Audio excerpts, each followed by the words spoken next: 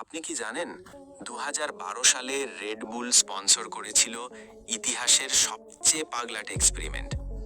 অস্ট্রিয়ার extreme athlete Felix Baumgartner, তাকে পাঠানো হয়েছিল প্রায় ৩৯,০০০ মিটার উচ্চতায়, অর্থাৎ পৃথিবীর স্ট্র্যাটোস্ফিয়ার স্তরে।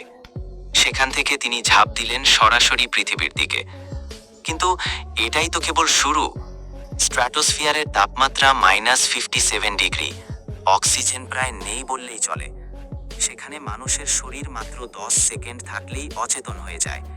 আর ফেলিক্সকে শুধু বেঁচে ফিরতেই নয়, করতে হতো সুপারসনিক ফ্রি ফল। অনেকে ভেবেছিল এটা অসম্ভব, একেবারে পাগলামি। কিন্তু রেড বুল থামেনি। প্রায় 5 বছর ধরে 300 জন বিজ্ঞানীর পরিশ্রম আর কোটি টাকা খরচ করে তৈরি হয়েছিল এই মিশন।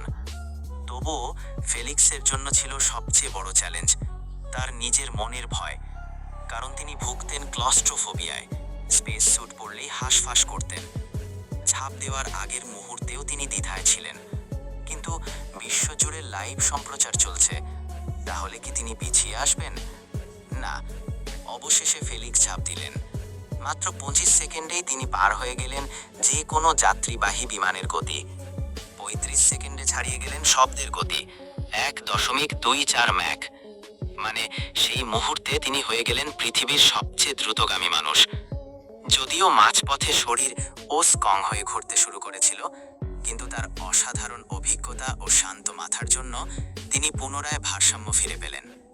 তারপর নির্দিষ্ট সময়ে খুললেন প্যারাশুট এবং 9 মিনিট 9 সেকেন্ড পর নিরাপদে নেমে এলেন পৃথিবীতে।